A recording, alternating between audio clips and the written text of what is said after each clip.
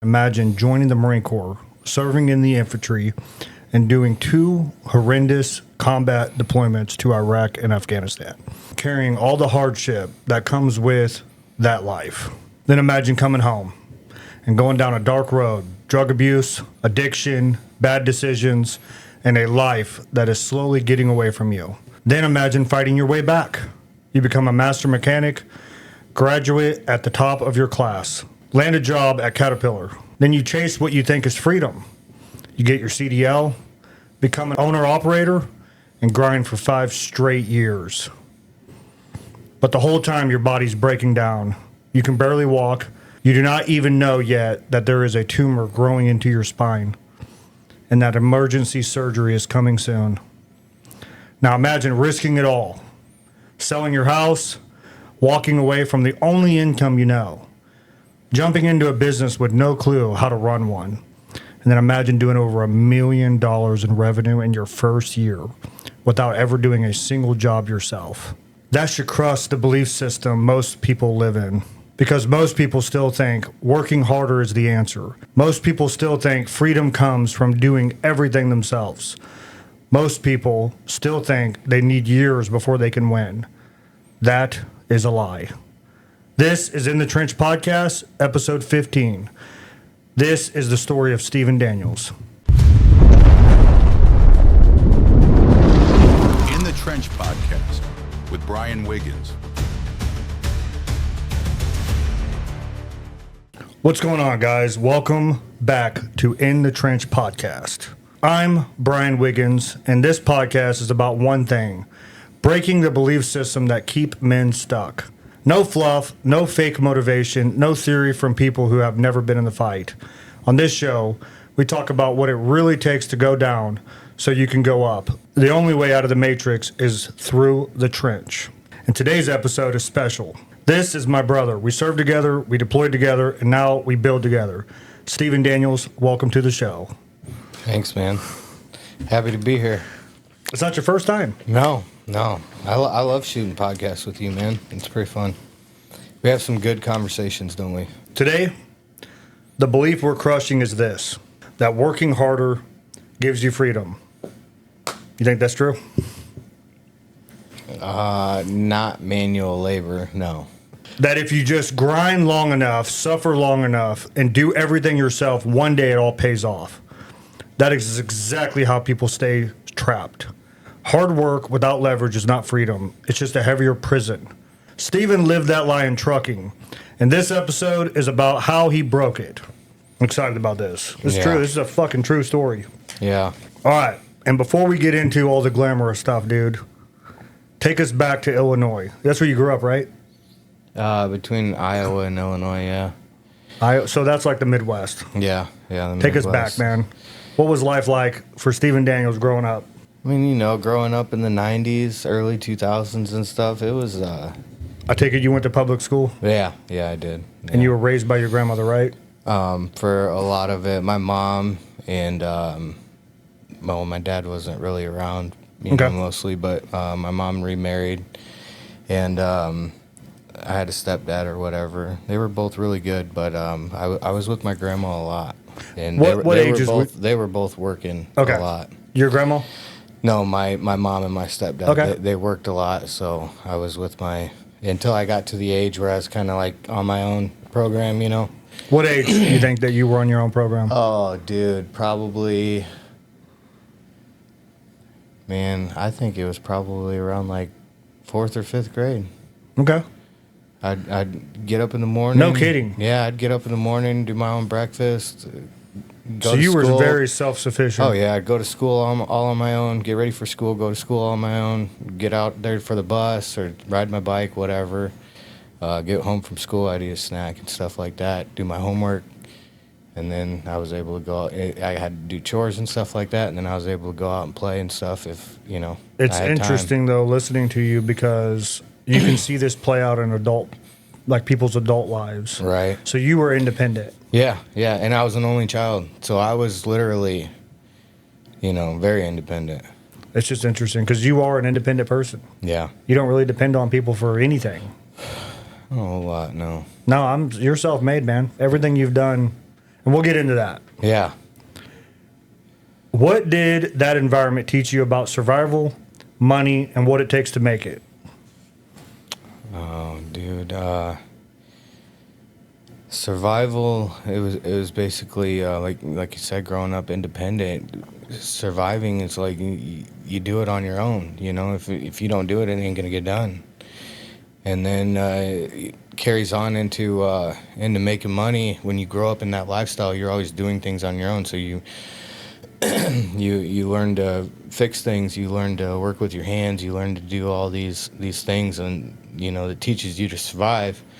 And that's kind of what you go back to, what you know how to do into making money. Oh, yeah. You're like, well, and I'm an adult now. I got to learn how to pay bills and provide food for myself and everything. And God forbid you get a family. Now you got to do the same thing for them. And so you kind of get in this mindset of like, I got to survive and provide and everything like that. How am I going to make money? How am I going to make this work? And well, you kind of fall back to what you know. Yeah, because nothing was handed to you, nothing. Yeah, nothing. So you learn to work with your hands through the years. I mean, I remember working on cars and stuff like that before I even had a driver's license. Yeah, and it explains a lot about your story, man. Yeah. Nothing gets in your way. I can say that hands down. Yeah. And let's fast forward a little bit. So you joined the Marine Corps. I know that, obviously. Yeah. The viewers may not. Why the infantry? Well, I remember being in school and 9/11 happening. Okay. And they put it on the TV and everything. Oh, yeah. And that was the day that I seen that shit happen to our country, and I was just like, that was the moment in my life. It was like, yeah, I'm gonna fight against that. I'm agreeing with you because I remember it was on. Yeah. It was in the middle of school. Yeah, I'll never forget that day. Never. Yeah. The weirdest thing too, because it happened to America. This was not. It's never happened before. Yeah. So interesting. Yeah.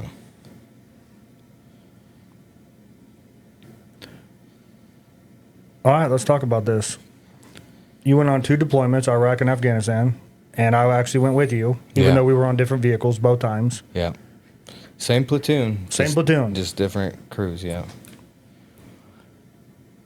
And you know that when you go on deployment, you come back completely fucking different. Oh, God, yeah. It's night and day. It truly is. Yeah. What do you think that those 2 deployments did for you as a man?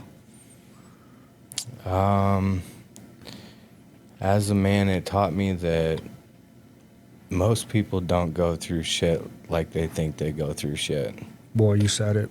Boy, you can go through a lot of fucking worse shit than what you think you can, and the mentalness, the mental toughness, and the physical toughness that your body can endure is unbelievable. It's unbelievable. Yeah. It's true, man. And I'm sitting here with you because I went through it with you. Yeah. And I know the audience has no idea what we're talking about. Most of them don't, yeah. Most we might of them have some don't. veterans watching.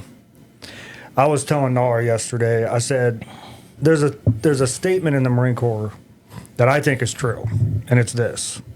If a man won't drink liquor with you, you can't trust him.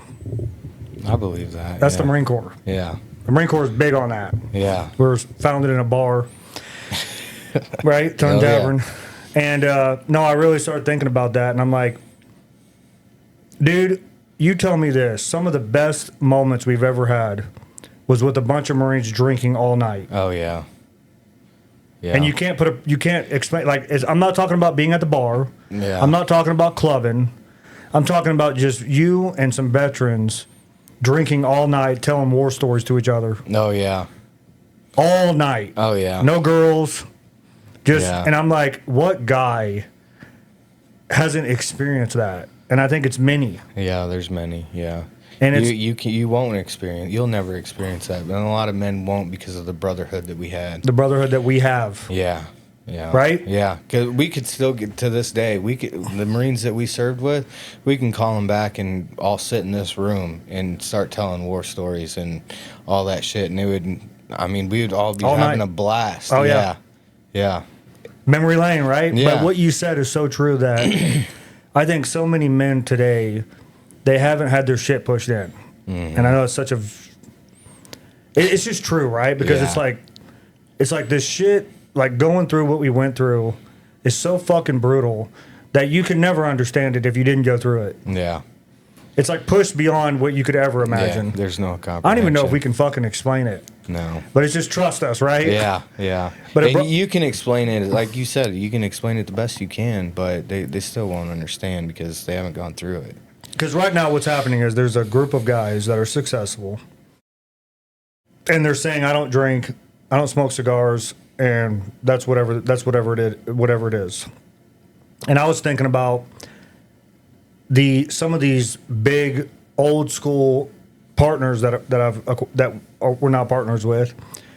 It was built off of drinking alcohol for hours on end without anybody around. So it wasn't partying.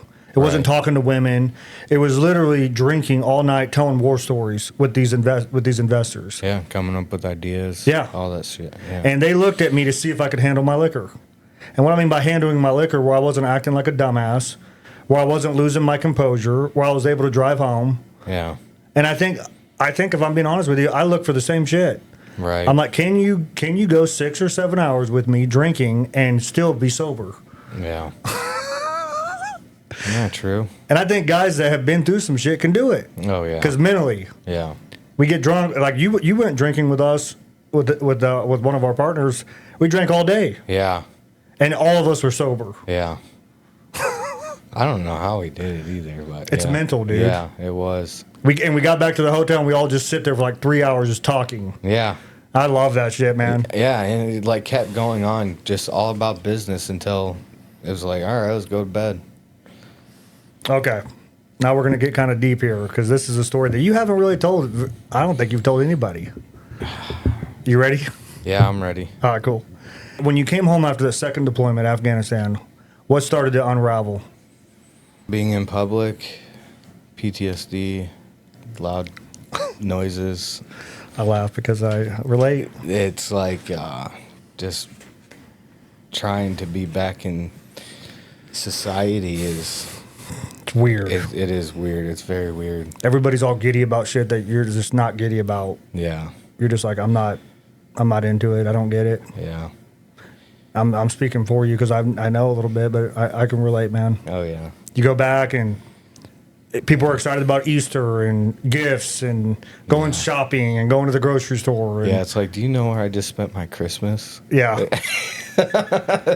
And to put it in perspective, man, 7 months in the Marine Corps on deployment, we don't go back to forward operating base. We didn't take showers every night. No. We went, like in Afghanistan, to be specific, we took over a battalion of Army guys. One company took over a battalion of Army troops. Yeah. And they were living inside of a fob, and they were operating at night. They were operating in the day, going home at night. They weren't outside. Mm-hmm. We took over, and they took everything, and the only thing we kept was these two big ass sand boxes where we put a tarp over it, where we kept our MREs and water. Yeah. And we went outside the wire, and we did not come back. Yeah. You know, I think every 3 or 4 days we come back to resupply for 1 hour, so you could take a shower. None of us wanted to. Yeah. Or get hot chow, and we always chose hot chow. Yeah. Go to the PX, get some hot chow, and you were back out in the wire. So it was 7 months of continuous operations. Yeah. That's what it was. Yeah. It was 120 degrees. I remember, dude, one night I was sitting up on, what was that hill called? Arty Hill? Oh, yeah. Artillery Hill, where the Brits were. Yeah. Those motherfuckers got down, dude. Oh, yeah, they did. They got wanted down. to blow everything up, dude. Dude, I they loved would. They like blow it up. Like artillery. Like you'd see them. Boom. They'd always ask us for Gatorade. Hey, mate, you got any Gatorade? Yeah, you got any Gatorade, mate? And they always had sodas and steaks. And oh, dude, they had the best MREs, too. they had food. Oh, yeah. Them dudes were cooking every night. I know. But I remember one night it was cold, and I was asking this guy, I forget his name. You would remember his name.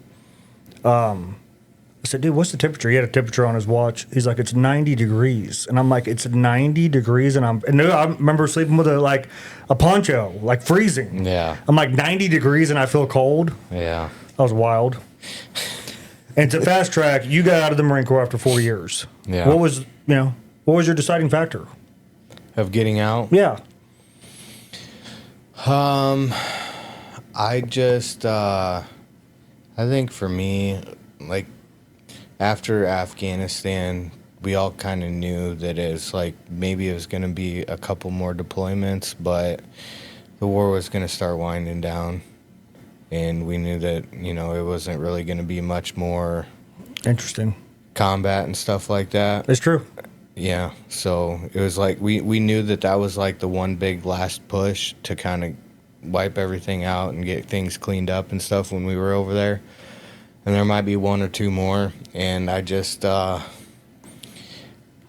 didn't want to be in Garrison. Yeah. The Garrison Marine Corps. Yeah, I didn't want to be on a base back in the United States for a very long time without knowing that I was going to be deploying. Yeah, it's interesting. And I wasn't going to make a life out of that either. It's interesting you say that because, you know, I went on to be a combat instructor, and those guys, you know, they had to make a career out of it. They were 15 deployments in, 12, 15. And the truth is, you do have to do a B-billet. And a lot of those guys did not want to be there. They wanted to be operating. They wanted to be on deployment. And that was me. Like, Yep. I wanted to be, It's in the if I field. was going to be in the Marine Corps, I wanted to be operating. Yeah. And I knew that that was going to be winding down. So I wasn't going to make And for the career out of viewers it. to understand this, what's it like in the Garrison Marine Corps? God.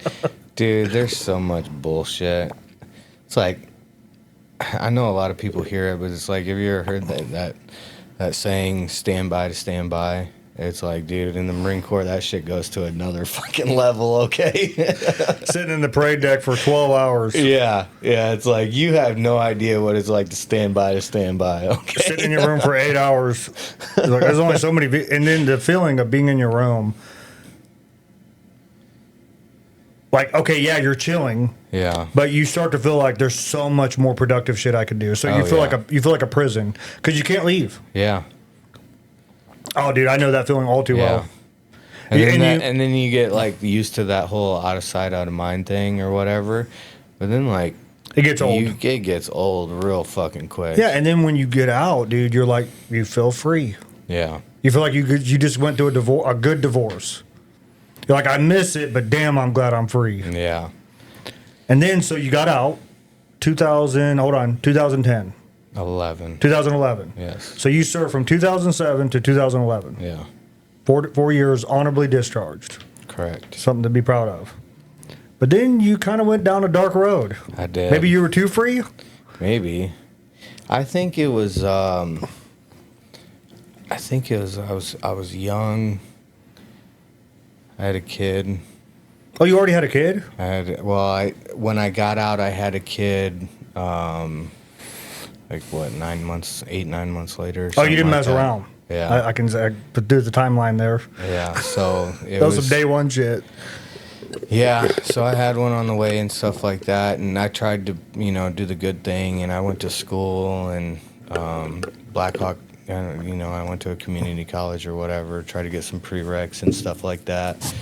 And just school was not for me. Oh, yeah. Like sitting in a classroom, I couldn't With kids? do it. Yeah, I couldn't do it. And still going through PTSD and all that stuff, it just wasn't for me. So I finished up the semester, and I'm like, I gotta find something else. So then I ended up going down to Texas with another Marine friend of ours, and I was gonna try to get into the oil field and all that stuff. And then that didn't happen, and that's when I started going down the dark road. You went down this road. You got addicted. I did. You started doing substance abuse. Yeah. How the fuck did you come out of that? I think it was, I think it just one day it just hit me, and it's like, I want to do something with my life, and this ain't it. That's incredible. And I'm like, I had some fun or whatever along the way. Sure, that could have been, whatever. But I just was like, the clock's ticking, dude. And I want to figure shit out. Like, this isn't me, And I just stopped everything. And Cold turkey. Cold turkey. And you ended up leaving? And I just left, dude. So you kind of had to get away from your circle a little bit. I did. I had to leave, yeah. I had to get away from the people that I was... But you were willing to do it. Oh, No, that's the thing that in a blows me heartbeat, away. dude. In Yeah. 2 seconds. Yeah. It's like I made up my mind in 2 seconds, and I'm like, if I want my life to change, I gotta leave. And you did. Yeah. It's just incredible. Yeah. I want to celebrate that with you. How many people will stay in their circle, but try to make a change inside of their circle? How many people go to prison and jail over this stuff and then get out and come back to the same circle? Yeah, and what, you thought you were going to win? No, it's like, what, are you going to change those people? You have to change all of them. Yeah. And that ain't gonna happen. No. It's And just- I've always been a firm believer. I've always known, even since school, it's like the people you surround yourself by who's who you become. And it's fact. And I knew that. And I was like, so if I want to change, I could change the people I'm around. It's incredible, dude. And this next question is pretty cool. Because I'm going to say the question, and then I'm going to say something. What were you believing about yourself during that time? And before you answer that, it's interesting because you had that discipline, that fortitude, that character, no matter what, that even drugs applied to you. Like, even under the influence of drugs, you still had that person behind you. So what were you believing about yourself during that time? That I had a greater purpose, and that I knew that this wasn't going to be my life. Yeah, that's 100% it. I knew that there was more for me. What do you think ultimately was the thing that what was the thing that actually made you finally say enough's enough? Like, what was the circumstance that was like, that's it, I'm done?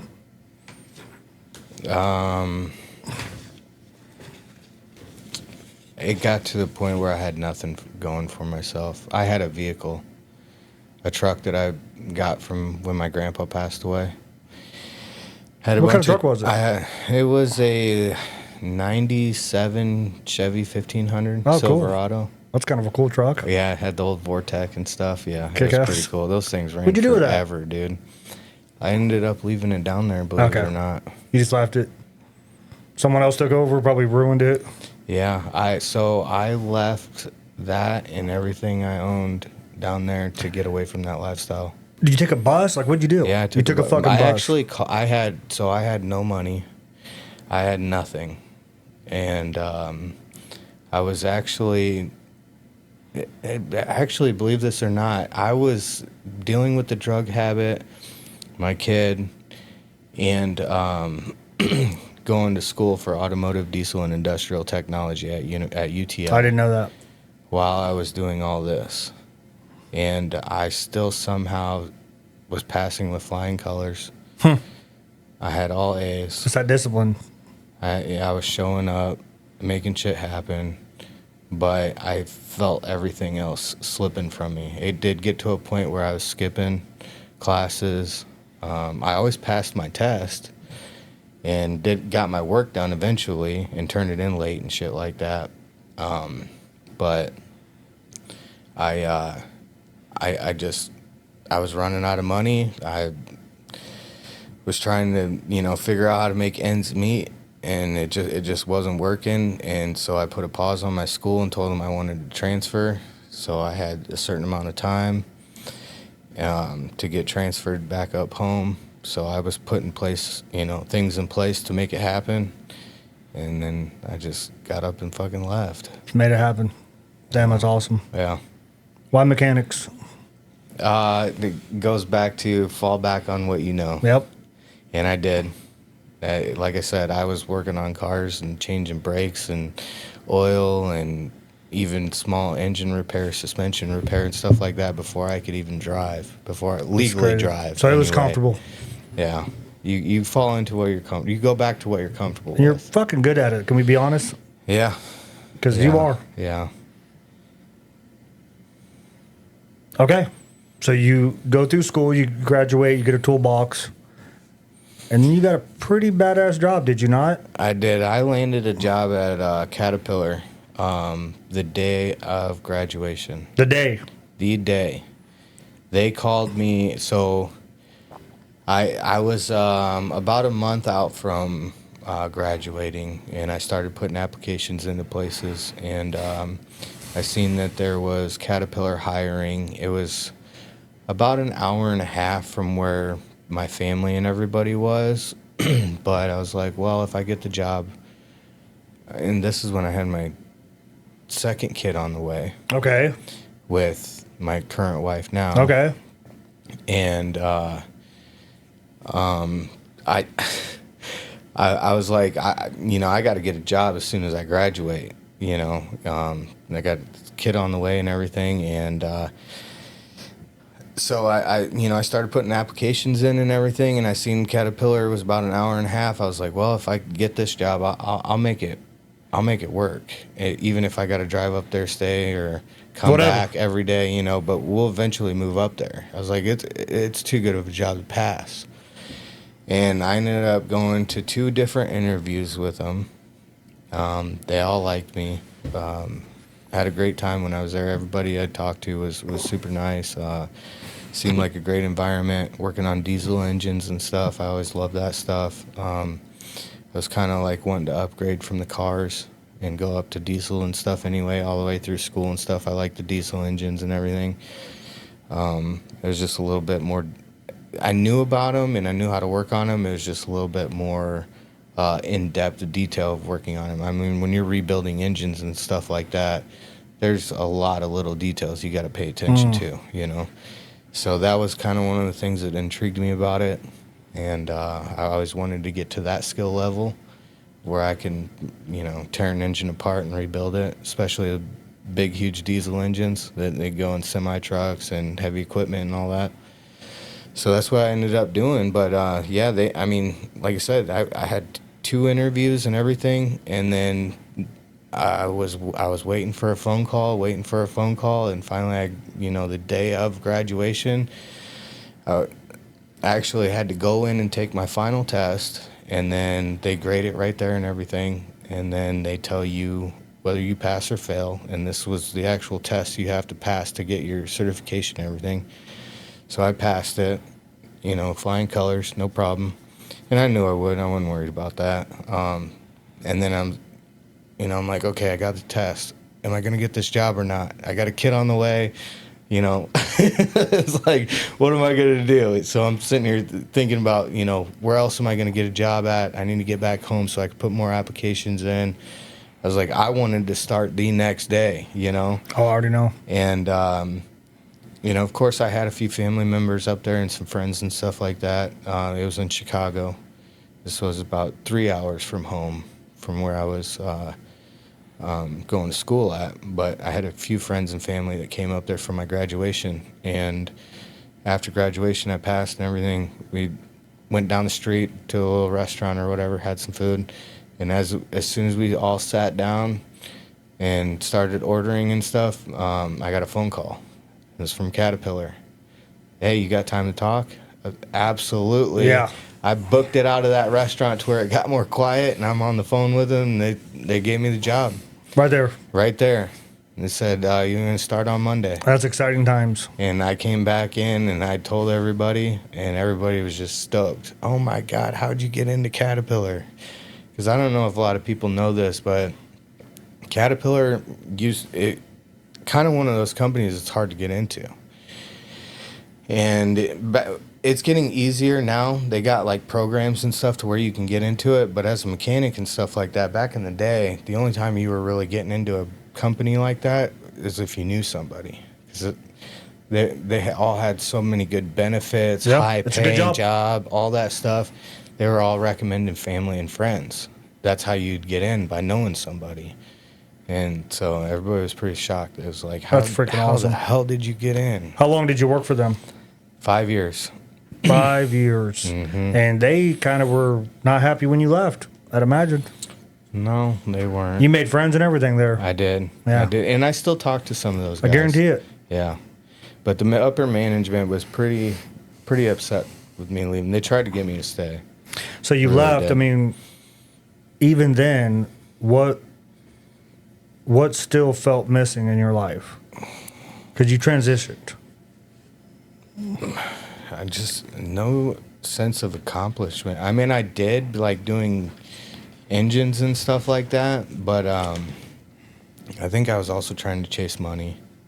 Also, You knew there was more money to be made. I knew there was more money I could make and a better lifestyle. I could give my family a better life. And Because you kind of saw the longevity of that. yeah. You're like, okay. What made you get your CDL and become an owner-operator day one? Which I want to say, I don't know if you know this, I'm sure you do. Guys that get in the trucking industry are not owner-operators day one. And I don't even know how you pulled that off.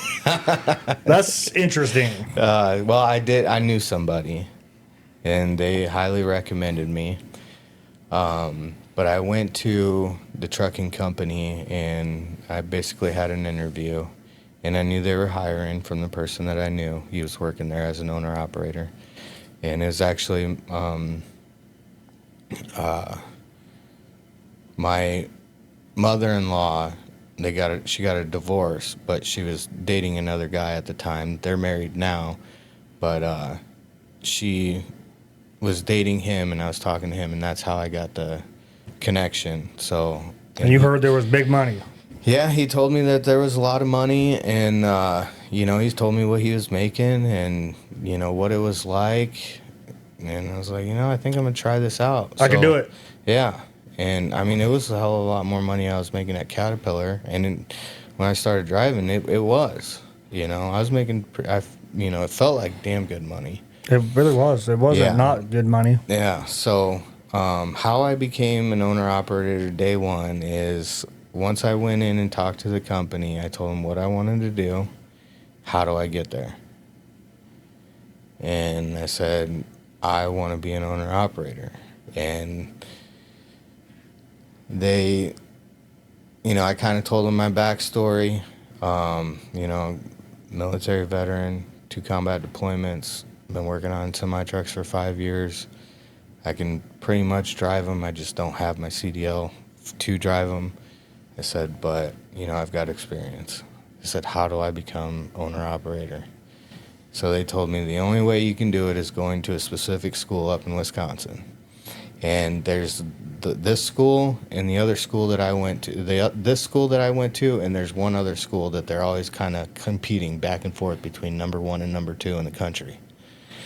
I mean, they got the full-blown skid pad that shows you, you're out there in trucks, and they lock up your brakes, and you're sliding that truck around I did not and know everything. That.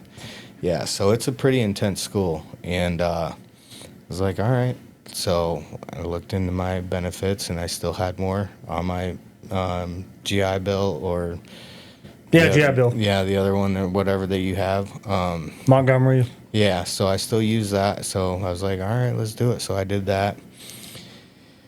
And believe it or not, I had in my 401k through Caterpillar, I had quite a bit of money saved up. I pulled all that out and used all that money to support my wife and 4 kids while I was going to school up in Wisconsin to make this happen, and plus my GI benefits, and did all that, and then just got my CDL. And how much money were you making? So at the very beginning, I started off making between $3,000 and $4,000 a week as a truck driver. Yeah, it's way more than you were making. Oh, dude, way more.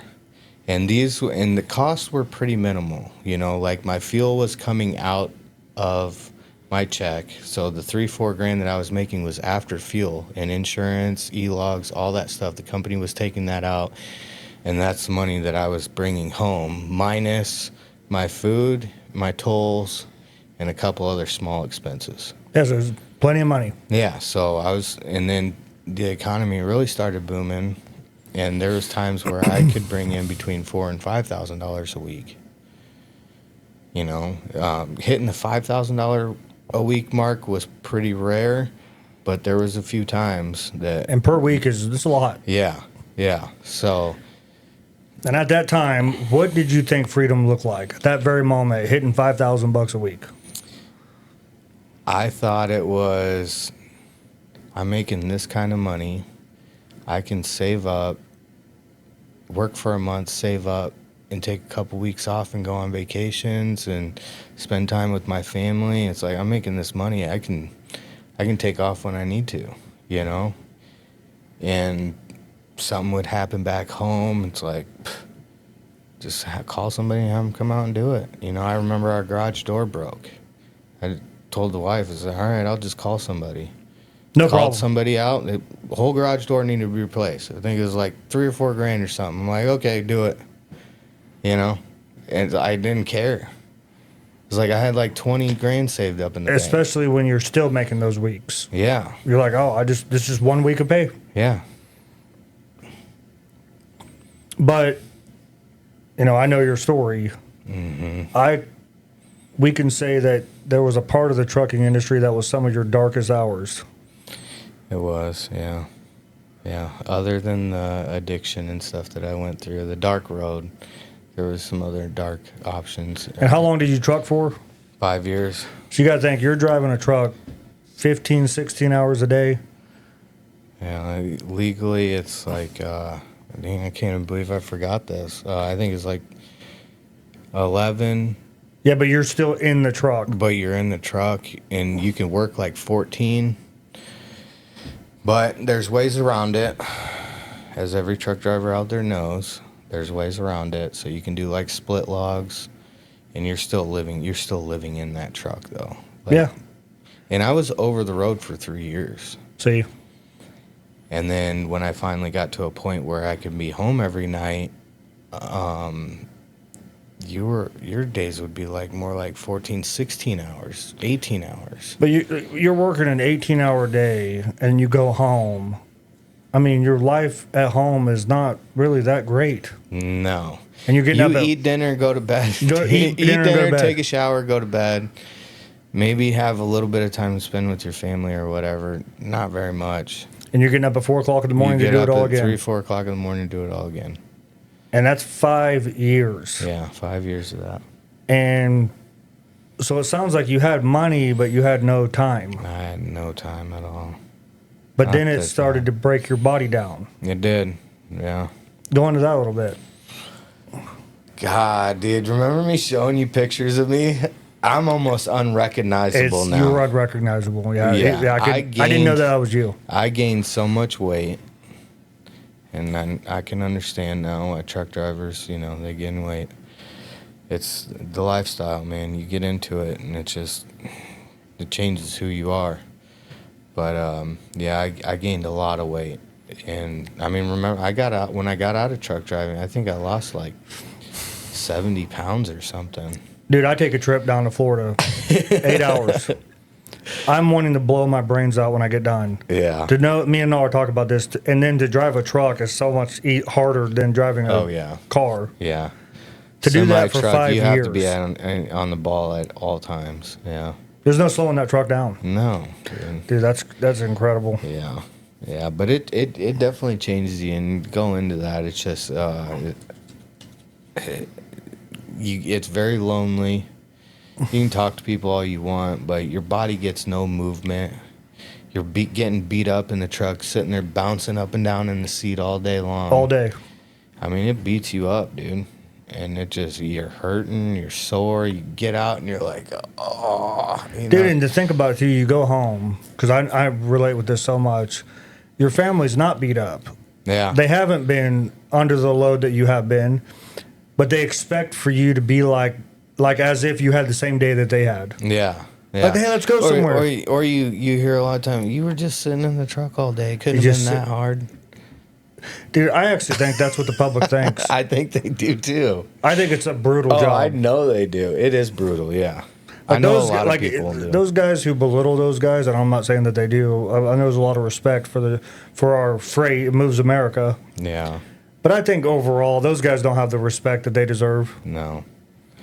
And there's some old timers. Oh yeah. Been doing it for 30 years. Oh yeah.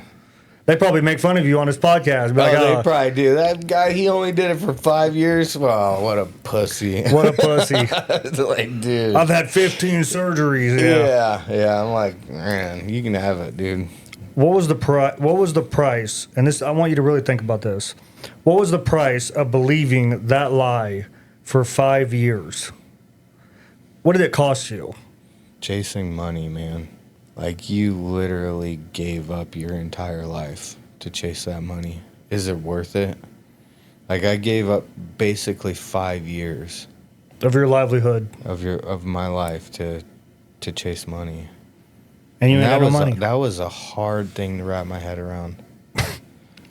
I spent hours upon hours, days and days, weeks, months in a truck to build somebody else's dream. Isn't that the truth? It is. And that was a hard pill to swallow. Yeah, you see the owner, he's taking vacations, and he's happy-go-lucky when you go to the office. Yeah. But somewhere along the way of you trucking, you decided to, either I called you, or you called me, I can't remember. You reached out to me, or I reached out to you? I think I reached out to you. I think so. On Messenger. Yeah. Because you see me in Brazil having a good old time. Oh, yeah, you were living it up, dude. No, that it wasn't just seeing what you were doing. I just, me and you always talked. Yeah, that's true. Always. And I always admired what you had to say and the lifestyle that you lived and the knowledge that you had. And I always knew you were doing something. And I think that there was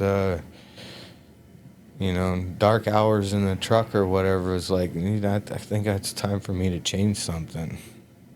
100%. And that's when I was like, you kind of fall back into like, well, who do you know? What can you do? And it's like, well, I'm going to call my old buddy up, Brian. Let's see what Who's living in Brazil. What the fuck does that mean? Yeah, let's see what this guy's got to say. Maybe I could get a little advice. I think what's crazy is I remember picking up that call and I just knew you were in a dark place. Mm-hmm. And I just started doing the math. I'm like, well, you're driving a truck. Most military guys, veterans, they isolate themselves. Mm-hmm. You already know it. Yeah. And they hide.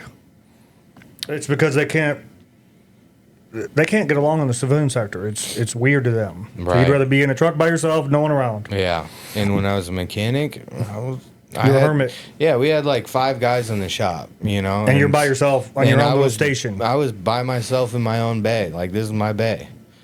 And I already know that your bay was very specific. Yeah, leave me alone.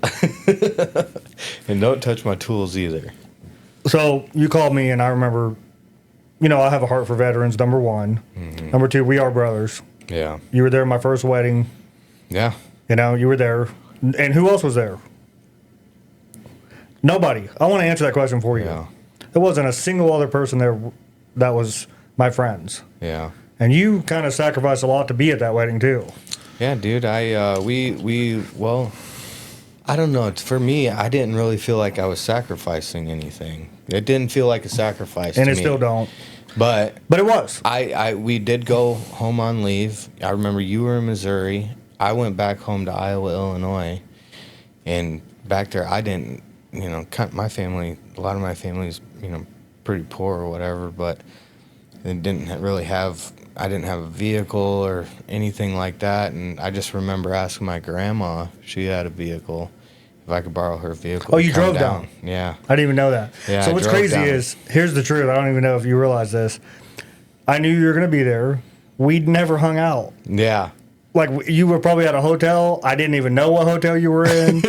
You showed up to the wedding. No, bada bing, bada boom. I drove down there and showed up right to the wedding, dude. I'm like, I think I was like, hey, where can I change into my... that's how it was. So you didn't stay in a hotel or nothing? No, I think I changed into my uniform at that church. Me and you were so tight that I didn't follow up with you. I didn't make sure you were going to be there. No, you and you didn't make sure nothing. I didn't even get a call like, hey, nothing. You on your way or nothing. And like, dude, I don't even think we cared back then either. I was just both of us. Yeah, I'm like, I just showed up. You're probably thinking, where's the maid of honors? I want to go hang out with them for a little bit. It's like, where's the alcohol? Yeah, man? Where's the alcohol, dude? And you probably left right afterwards. I don't even know. Yeah, I think there's another Marine down there. I think it's Hauser. Oh, Hauser, yeah. You went and hung out with him? I think so, yeah. Oh, kick ass. I think so. I still like Hauser. Yeah. He had a pretty bad story. Mm-hmm. Okay, so me and you're in Brazil. I just sold a service-based company, And I knew that I wanted to build Charlie Company. I didn't know it was Charlie Company, but you knew I had a 2.0 version. Yeah. And me and you just start going down this path of like building this company, having it as a hybrid franchise. I'm going to go to Nashville. I'm in Brazil. I had no plans on coming back. Yeah. I don't think so. Maybe I did, maybe I didn't. I just didn't care. Yeah. I was just living a good life in Not at Brazil. the beginning you No. didn't. No. And it was like, I think it was like the idea would be, I don't even know if we were dead set on that. We were a couple different places. Yeah. I think, right? We were thinking Texas, maybe.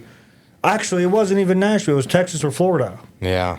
And you're like, I don't want to live in Texas. I'm like, all right, then we'll do Florida. Yeah. That way I can go back and forth. I think that was the original. Yeah. And then I went back to America, kind of slingshotted my way back into the service industry, was hired on by another guy, and we started building Charlie Company. Yeah. But what's cool is everything me and you talked about while you were on the road or at home, today we fucking did it. Yeah. All from ideas. Yeah. I don't even know if we talked about before of everything that I did while we were building it. Yeah, it's what we're talking about right now, right? Yeah. So you were in a truck, and you knew that you had to sell your house. You were in a situation with your house, which we won't really talk about on this podcast. But you ended up getting way more money out of your house, just Yeah. going back and forth. Me and you were just every single thing we were just going back and forth. You're like, Oh, hey, yeah. I'm in this situation. What should I do? And I'm like, oh, you should do this. And you're like, oh, that's a good point. Yeah. And we tried to sell it to your neighbor, and then he was backpedaling. Yeah. You ended up getting way more money for your house. But dude, at the end of the day, though, everything we planned, Yeah. we executed. Yeah. And we built it, and we made it happen, and we both kept each other's. I kept my word, you kept your word. We didn't backstab each other. Yeah. And we followed through with everything we said to the team. Exactly. Oh, it's yeah. fucking incredible. Yeah. To execute. And it's pretty wild how it all worked out, too. But you know what's crazy is me and you just thought about one day when we build it, that'd be cool. Oh, yeah. But we weren't fucking around either. We're like, no, we were at the drawing board. We're like, and we made so many moves together. Yeah. With all the little moving parts that we were constantly getting done. Yeah. It's like, do this, and then you'd be like, I'm done with that. I'm like, all right, I'm doing this. We did it, though. I know. I remember the day you came down, dude. I was like, we fucking did it. Yeah.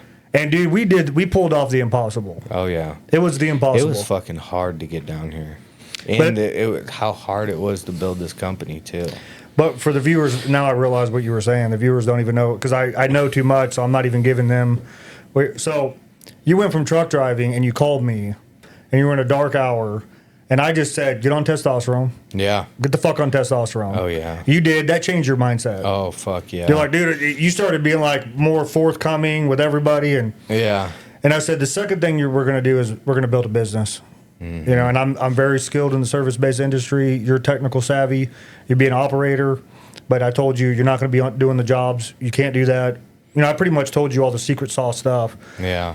And then you sold your house, moved to Nashville. I sold everything. You sold everything. Dude. My truck, we Car. kept our belongings and stuff, but yeah. And you made a lot of moves. House. I did upgrades to the house. But dude, you know what I want to say that I thought was so honorable? You left in such an honorable way. Oh yeah. You put in your notice, you delivered your loads, Yeah. you sold your truck, you did everything honorably. You sold your house. Mm-hmm. You didn't just leave things. You closed the book. Yeah. Like you could leave with, I completely closed that chapter of my life. You really said, did. I'm done. But you did it with honor. Yeah. Yeah. And that's a testimony to your character. And you came down here to Nashville. We started Charlie Company. You invested money in the Charlie Company. Yeah.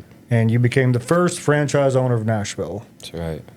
Not knowing anything about the service industry. I'm going to see if I skip it because it's wild the more I think about it. Dude, I didn't know a damn thing about business. Oh my God. Why were you willing to risk everything on a plan you had never done before? Because you're not stupid. Yeah, I'm not. You might be dumb, yeah, but you're not stupid. There's a lot of things. So a lot of our conversations would be about, how valuable your time is. You had so many mindset. Like, dude, you were basically getting coached from me for a year on mindset. Yeah, yeah. So, like, it completely morphed my mind. And I felt like you couldn't stand the truck after the mindset sessions. no. You're like, nah, dude, I remember you being like, do this anymore. I remember times where you thought about driving that truck off of a cliff and just driving down to Nashville saying, fuck it. Fuck it, I'm 'Cause, out, dude. To be honest with you, don't you think it was very hard to do everything right? Yeah, it was. Yeah. How much time it took to sell your house properly and sell your truck properly. Do you regret it, doing it right? No, I don't. No. Yeah. No, I don't. So to go back into that, what were you willing to risk? Why were you willing to risk everything on this? Because you did. Yeah.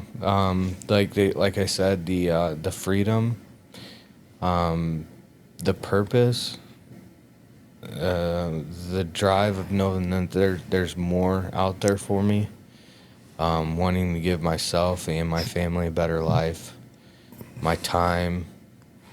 I mean, your health? My health. God, my health had declined so bad. When you came down here, you could not walk. Yeah, I could barely walk, yeah.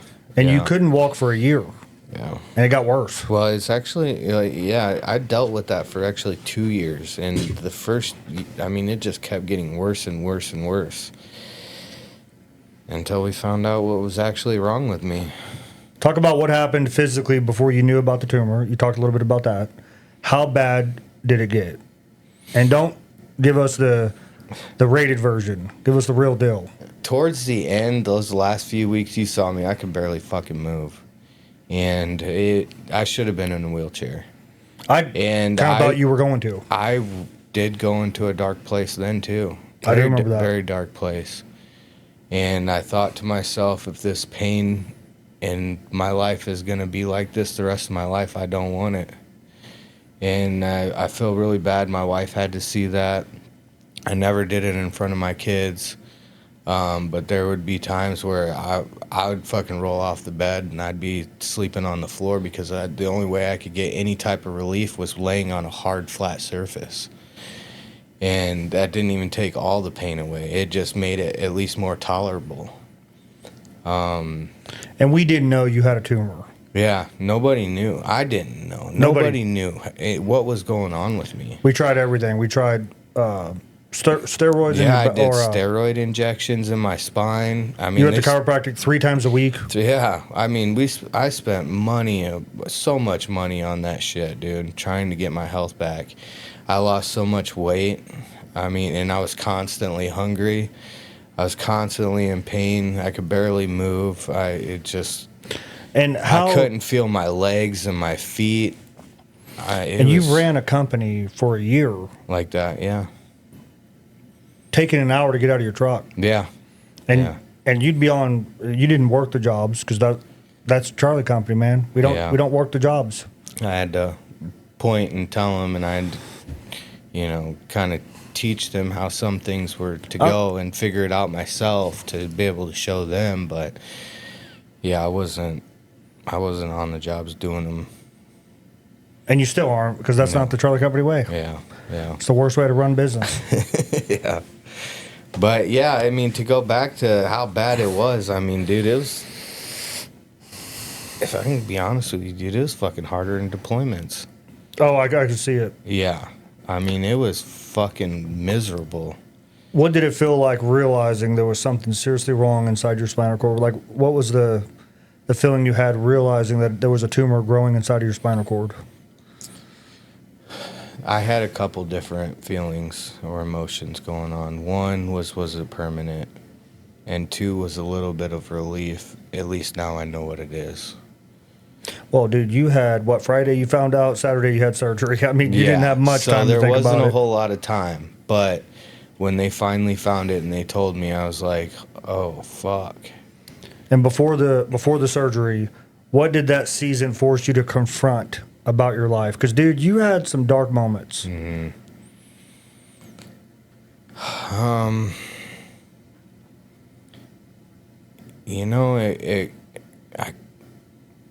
What I confronted in my life was that I may be like this forever, and it's like, am I still going to be able to be the man I need to be for my family? Am I going to be able to provide and protect? Am I going to be able to, be a functioning member of society? Am I going to be fucking paralyzed or handicapped or, like, I know that there's people out there that are like that and they still make something of themselves. And, I got mad respect for it. I just, the amount of pain that I was in, I was like, I don't know how I'm going to do this. Because it's the pain and being paralyzed. It's the pain and being paralyzed. Because a lot of guys are paralyzed, but they're not in excruciating pain. Right. You had a tumor in your spinal cord. Yeah. That had to be excruciating. Yeah. It hurt a lot. No, I remember seeing you, dude, and you're tough. And it was breaking you. Oh, and yeah. I was telling Nora, like, it's tougher. If people can say what they want, but I'm like, the fact that you were showing up every day under those circumstances, I think a lot of guys would not have showed up. Yeah. I did show up every day. Every day. I invested a lot into it, not just money, dude. No, everything. Yeah, I invested everything into this, and regardless of what I was going through, I wanted to make it work. But today we were at AT&T to change gears a little bit, and there was a guy saying, "Oh, if I'd have invested in my uncle's business, I'd be rich because he's rich." Mm-hmm. And I thought, yeah, what about if you had a spinal cord growing in your spine? What if you had to show up every day to a job? It's almost like what I have to say about this is bullshit. Yeah. You know what that guy's looking for, Steven? And I didn't get to say it. A handout. He's looking for a handout. Yeah. He's looking for a get rich quick with no work. Yeah. And I'm like, man, Bedrose says this all the time. There's a cost to be paid. There's a rite of passage, and I fucking believe this with everything inside of me. Yeah. And maybe you don't. Maybe what I'm going to say is new to you.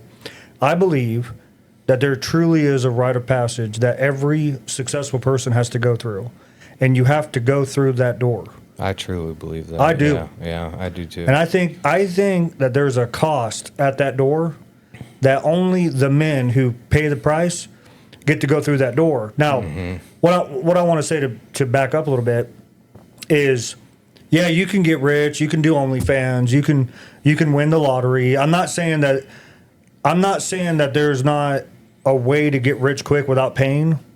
But that's not what you're after. Yeah. You're after fulfillment, legacy, generational wealth, the ability to spend your money without feeling guilty. Yeah. You know how good it feels to know, like, you've persevered what you've persevered and you've earned what you have, and it's yours. Yeah.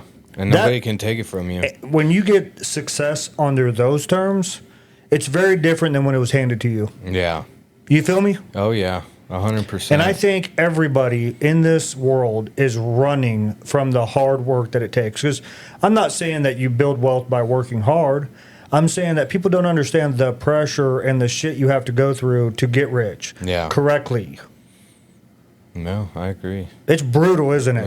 Yes, it is. And you heard the many stories I told you. Oh, yeah. And I told you, it ain't going to be easy. Yeah. Don't think you're going to come down here and get rich overnight. Right. Boy, you weren't lying.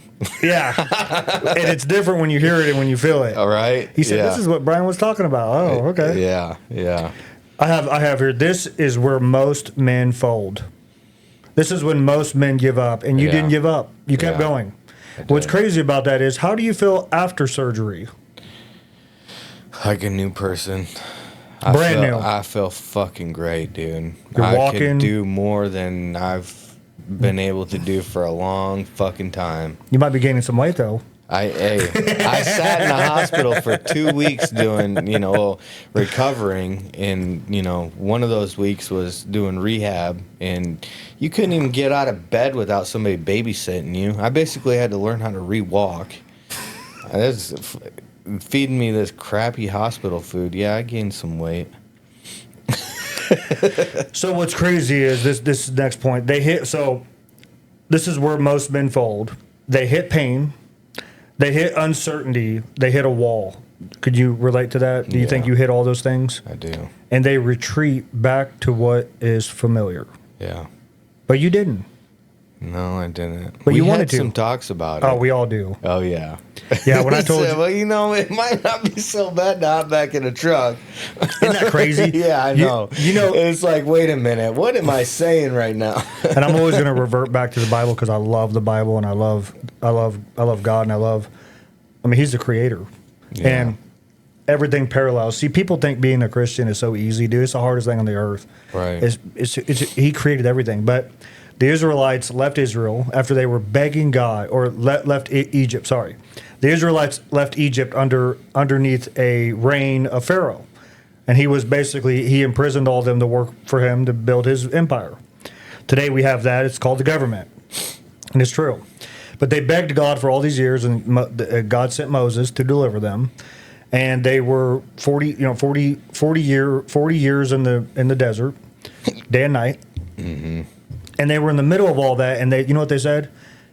Actually, it wasn't that bad. Yeah. You know they said that? No, I didn't. They actually said, you know what? It ain't that bad. You know, at least we had mango. Like at least they fed us. At least they fed us different than this stuff that God is feeding us. Because God was feeding them bread, I think. And then anyway, long story short, God gave them birds, but it wasn't like what they thought. It was He rained birds from the sky so they could have bird meat. But I'm not going to get into all that. There's actually some really cool significance behind that. It actually pissed God off. So he's like, here, motherfucker. I mean, exactly what God was like. Yeah. And people think God's who they think he is, but God's rough, man. He set this world up. It's pretty cool. But they wanted to retreat. Wow. So it's like, how many people say, like that guy at AT&T, I want to be rich. I wish I would have invested. And it's like, do you?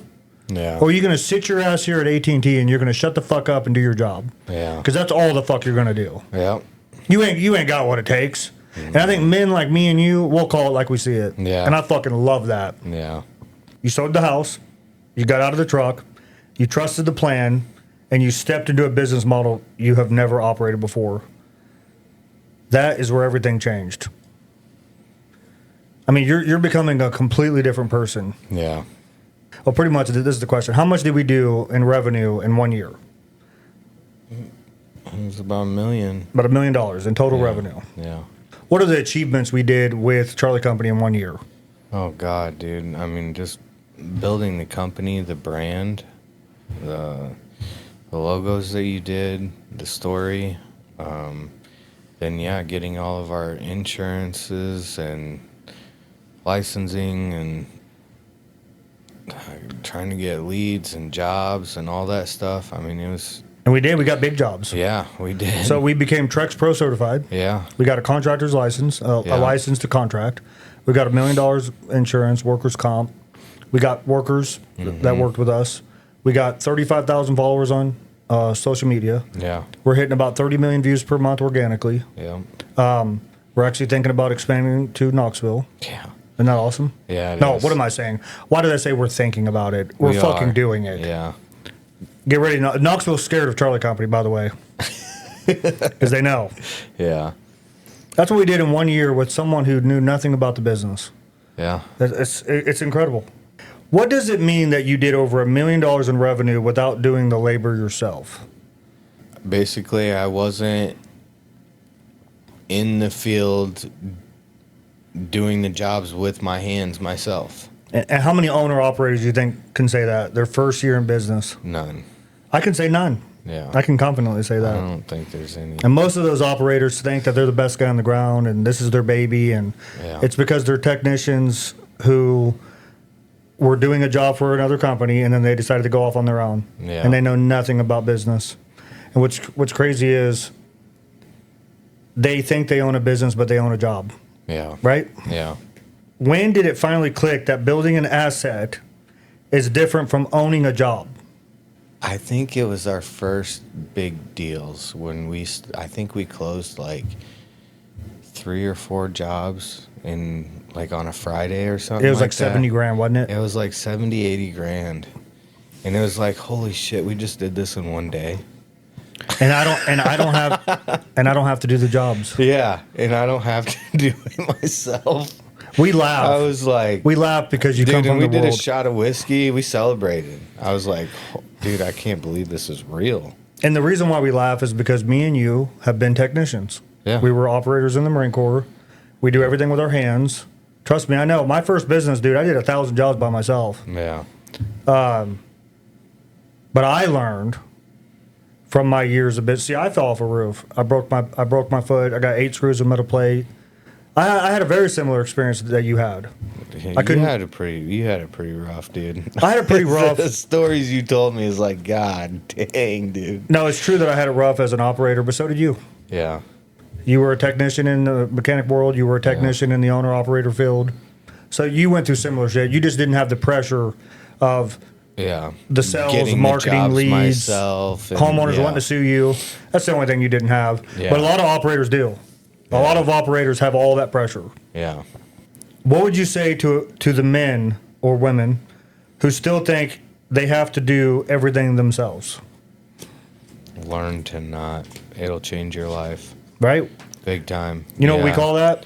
Decentralized command. Yeah. Learn some leadership skills and learn other skills to make money than doing it yourself with your hands. It's the hardest way to do everything, right? Yeah. And the hardest thing is leading, building SOPs. Yeah. A dichotomy of leadership is a big one, is where you patiently teach your team how to do it right. They're going to fuck it up. You know what I tell operators, Steven? When you were fucking up jobs, because they act like they didn't. Their first year, you know how many jobs I fucked up? Yeah. And I wasn't hard on myself. You know what I did? I corrected it and fixed it. Right. So why is it when we're running a company that we hire a new guy that we're not willing to give them the same grace? Yeah, it's true. Right? Yeah. They're going to fuck some shit up, but what happens when they get it right and they stick with you for 20 years? And then they know how you operate and how you expect it to be done, and they get better. And right? Yeah. Isn't this what it is to run a real business? That you have to learn how to lead teams and not constantly make them feel like they're pieces of shit, even though I'm not the best at that. I can already see your look. You're like, really? You make me feel like a piece of shit all the time. Let's not get into that. Yeah. How much drinks did we have? Yeah. So here's the thing about In the Trench and the brand and In the Trench podcast. The way out of this trench is what I call the asset shift, the mindset shift, right?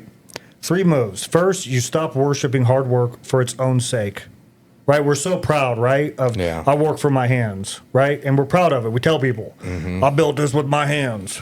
Yeah. Second, you build systems and people around the work instead of chaining yourself to the work. It's really simple, right?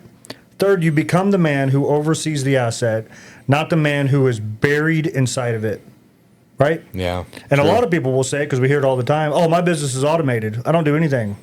It's like you're in the business all the time. Yeah. And we would be, the goal is for you to have a fully autonomous business. It's not autonomous. Yeah. Like right now, Charlie Company's not autonomous. It's a lot more autonomous than most businesses, but that's what you're looking forward to. You're looking forward to having a business that's fully automated. Yeah. And I want to touch on that real quick. That guy today, he was saying, all that stuff he was saying at AT&T, oh, blah, blah, blah. It's like the truth is Charlie Company is a vehicle that will retire you. You can one day sell it, but what's more importantly than selling it is cash flow. Yeah. If you know you have an asset that works by itself, and all you gotta do is oversee the asset, like anybody in a money market account. You think that people invest their money into all these different things and don't oversee them? They oversee them. Oh yeah. So this is an asset that you oversee. And the thing about those 3 rules, if you miss one of those, you stay stuck. You really do. Yeah. You do it all yourself, right? Yeah. Like I did. Yeah. It's the cheapest way to start a business. Yeah. Do it all yourself. Do all the work. Yeah, we talked about bootstrapping Yep, it. bootstrapping it, hiring someone. Yeah. Then you kind of get them going, and then you're like, okay, what do I need to learn next? Sales. Then you do sales, and then you teach someone how to do sales, and then you get someone in your office, you teach them the office, and then you backtrack and you do that, right? So this is so if you're out there and you're watching this and you want to know the cheapest way to grow a business, that's the cheapest way. That's going to cost you the least, but it's going to cost you the most time. And you're seeing time is of the essence, right? Yeah. Right? Yeah. I'm 38 or 39. How old are you? We're 38. 38, thank you. Yeah. Sometimes I completely forget. You're a month older than me. A month, right? So we're both 38. I was running business for the longest time the cheapest way. Yeah. How can I do this the cheapest way? And I'm telling you, let's see what the next question is. What habits or decisions helped you stop thinking like an owner-operator? What the decisions that helped me stop thinking like an owner-operator was falling off of a roof and going through surgery where I couldn't walk for a year. It forced me to run a business like an owner. I had to depend on people. I had to. Yeah. So it cost me a lot because, it was God, because I was asking God, help me become rich, help me. I was begging God. And God's like, okay, you're going to fly off of a roof. And because your stubborn ass won't do what's necessary. And then what did I do? What I honestly did was I started hiring coaches. Yeah. I started spending lots of money on coaches and courses.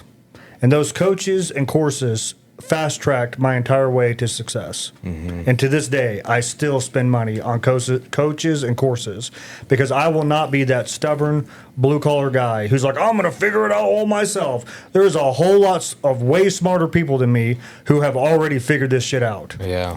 I'm at a place now where I'm like, tell me the secrets, baby. Yeah. And if you're telling me that all I have to do is give you some fake money that's printed every day, by all means, I'll do it. Yeah. That's how I feel. Yeah. Now, how do you feel about all that? I feel very similar, other than it kind of hit me with our basically coaching calls when I was in the truck, and you would, going through that mindset shift. And basically, I was kind of like leaning on your guidance and your experience that you've already been through this. And I'm like, yeah, he's fucking right. So I just kind of... Do you feel like that fast-tracked your knowledge and your... Oh, fuck yeah, dude. It was a lot of coaching from you. And, I love it. I mean, that changed my life. Don't you think it fast-tracked you too? Because I got you to the place I was at. Yeah, because and then I come down here and like we talked about, I was basically like crippled, paralyzed, whatever, and I couldn't barely move. There's like no way I could do these jobs on my own, and just going through that, and it's like, okay, and I guess I'm developing my leadership skills now, and I got this crew, and they work great, and they do everything I say, But you know what? What's crazy about this is I'm going to give you guys the meat and potatoes. This is something you might want to write down. Because of the brand, because of the social media, because of the way that we conducted ourselves, our SOPs, the way that we got jobs, right? All made them love working with us. Oh yeah. Right? Yeah. They were like excited when the social media team came out to do a video with them that got millions of views. Yeah. Right? Yeah. What does overseeing the job look like compared to doing the jobs? Getting materials, the design, all that stuff, and then when you're actually overseeing the job, it's more of like getting the guys set up in the mornings, making sure everybody knows what they're doing. We're hitting timelines,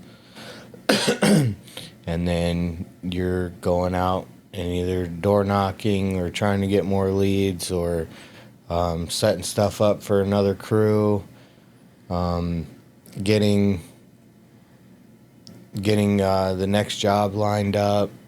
I mean, it's just always planning ahead, and like that's one of the things me and you've always talked about, being 10 steps ahead of everybody. Love it. And that's kind of where you kind of got to develop that skill, is being ahead, always planning ahead. I love it. What is the all-in version of this for someone serious about buying back their time? You need a cash flow asset. Right? Yes. That runs by itself. Yes. Because here's the thing I'll tell people. And you have to build that, too. You have to build it. It takes time. It takes time. It what about is going to take your time. Do you feel like you get money at first? No, you don't get money at I'm first. glad you said it. No, you don't. Because so many people as owner-operators, they get a $50,000 job and they put $40,000 in their pocket. Mm-hmm. And they live like they're rich. Mm-hmm. And it's the reason why they fell. Because in the building phase, right, you don't have everything figured out. The company's not autonomous. Mm-hmm. But once it becomes autonomous, and then once you set up this model that we set up at Charlie Company, which is profit first, that'll blow people's socks off. We profit first, and everything else is last. This is completely backwards in the way people do it. But you do not set up that model until you're autonomous. Right. Once you're autonomous, though, it's like the truth is very soon, and people don't believe me. I don't really care. You're going to be running an asset where you have all your time back. Yeah. And you're going to be like, it took me 3 years to get. No, I want. Because I know you're still in a learning phase. Yeah, I know. Dude, you're going to be 3 years from now, 38, 39, 40, 41, from 41 for the rest of your life, you're going to have your time back. Yeah. Can you even We imagine talked that? about that earlier today. I It's talked like about that earlier. retirement. And it's like, why would I sell that and pay 50% tax on? I know. Yeah. But why would I keep a business where I'm a prison? I would say sell that bitch as quickly as you can. And then I would say, okay, yeah, I would honestly say that. Sell that business as quickly as you can. Put that money in your pocket. Open up another business. Do not use the money to start your second company. Learn how to get investors. Learn how to do customer financing. And learn how to build that business with $0. Because we started Charlie Company with essentially $0. Yeah. Essentially. Yeah. There's more into it than that, but essentially. Here's why this episode matters. Most people are not stuck because they are lazy. You're not lazy, Steven. Right. They are stuck because they believe a lie. Right? You were stuck for so many years because you believed a lie. I did, yeah. Working harder is the answer. Working with your hands. And if you work hard enough, you get paid. Right? Truth is, somebody else working hard for you and bringing you in checks while you're going to meetings, right? That's the real freedom. Yeah. They believe more effort automatically creates more freedom. It does not. Right. Stephen is proof that you can come from nothing, go through hell, lose your way, rebuild yourself, risk everything, and still win big. If you're willing to stop negotiating with the lie. So many of you still will negotiate the lie. Yeah. You'll still go back to what's comfortable, right? If this episode hit you in the chest, that is not entertainment. That is recognition. And it's something beautiful about realizing a lie, right? You had to. Oh, yeah. That is your gut telling you the trench you have been avoiding is exactly where your gold is buried. You had to dig. You know what's crazy about you? Is you hit rock bottom in that truck, and you didn't realize that you were still on the surface. Yeah. You came down to Charlie Company and you started digging for the first time in your life, and you said, how low does this go? Oh, yeah. I know it because I remember all the talks we had. You said, dude, I didn't realize I was going to dig deeper. Yeah. And you found a part of yourself. You probably don't recognize it yet. You found a part of yourself. Yeah, actually, I think you did. You told me this all the time. You found that young Marine that was so ambitious and so driven. You found him. Yeah. Didn't you? Yeah, I did. And you're like, wait a minute, who the fuck are you? Yeah. Oh, the fucker woke up. Dude, the Steven I knew in the Marine Corps was a beast. Yeah. You lost him along the way. I did. You get out and you lose yourself. Okay, this says, what trench is the listener avoiding right now? I think that people don't realize there's a trench in front of them that they have to start digging. They have to.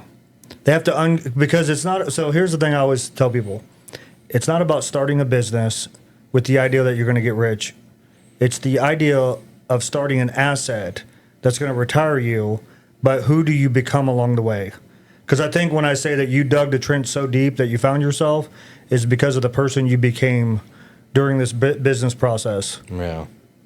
And you dug so deep that you found parts of yourself that you didn't realize. Yeah. And now you're much more valuable in the marketplace. Right. You really are. What happens 12 months from now if they keep negotiating with the lie?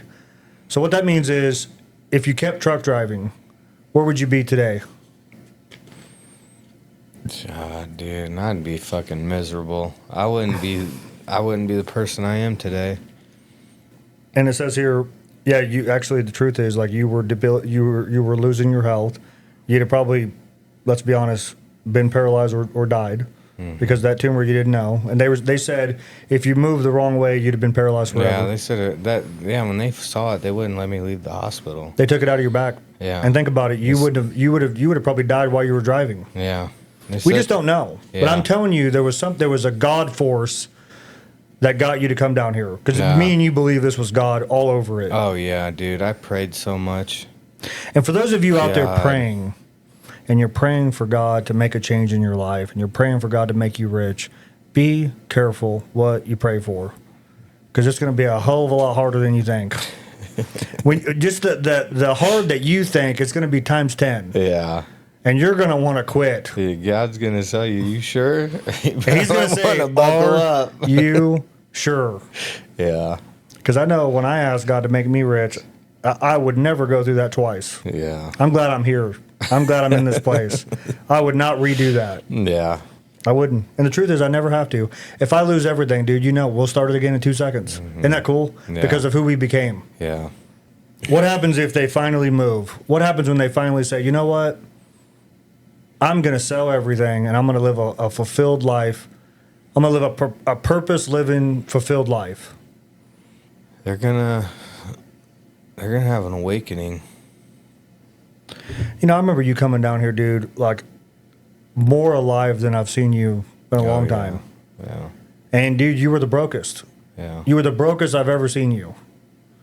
And you were the happiest. And not just brokest financially either. I was broke. But in your spirit, you were alive. Yeah.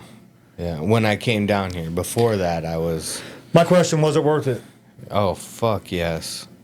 Isn't that crazy that you didn't even hesitate? Yeah. What would you tell the version of yourself who still thinks grinding harder is the answer? That he needs coaching. Yeah. He needs to wake up. Would you choke him? I'd choke his ass, yeah. Would you choke yourself Yes. 10 years ago? Oh, yeah. Dude, if I could go back in time, I'd have beat the shit out of myself. I know, right? I'd have said, you stubborn old mule. Yeah, you're a dumbass. You're overthinking the fuck out of this, and you're doing it as cheap as you can. Open up your wallet. Yeah. People think we're just saying that. No. It's like we would have opened up our wallet a long time ago. Remember, you do not rise by climbing. No one's going to give you a fucking check. And if they do, you're going to spend it. You don't know what you're doing. You rise by digging, by becoming. The Matrix is not a place. It is a permission slip you keep signing. Tear it up. You tore it up, didn't you? Mm-hmm. You told him to take that truck and shove it up his ass. I remember you told me. I'm Brian Wiggins. This was In the Trench Podcast. We'll see you in the dirt.